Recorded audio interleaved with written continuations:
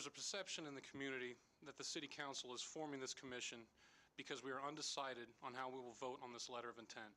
I want to make it absolutely clear to the citizens of the 3rd Ward and the rest of the city that I do not support pursuing hydroelectric power, and I think signing the letter of intent is a waste of this council's time and resources. My constituents and I do not have our heads in the sand. We realize that there is a chance that hydropower could one day lead to a revenue stream for the city government. My constituents and I think that that's beside the point. As a basic principle, the government should be creating an environment for private business to thrive and not competing with it. Our city government's role should not include being in the business of selling and/or developing energy.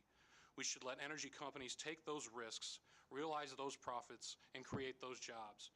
Putting that basic principle aside, accepting the risk of becoming an energy company to pay off the millions lost on the previous hydro development project is dangerous.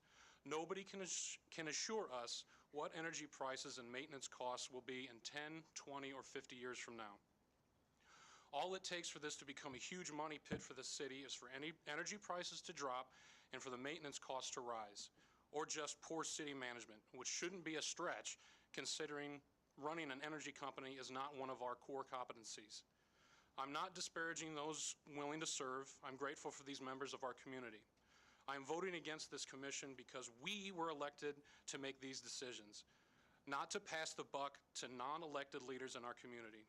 Forming this commission will just be an attempt to insulate ourselves from the decision-making process. It will give elected officials another non-elected group of people to blame should this project turn south. Any one of us can seek the thoughts of any citizen or any expert on hydro. We don't need a commission to do that for us. I also have a problem with how this commission was formed. Again, non-elected citizens selected without the input of the council members.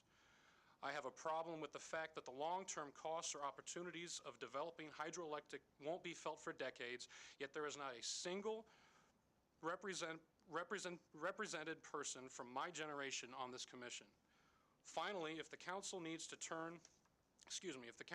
form a commission to study signing a letter of intent, how can my constituents trust the council to make tougher decisions regarding this issue that will surely be coming down the line? Will those decisions be passed along to the commission? And what recourse will the voter have against this commission? They will have none.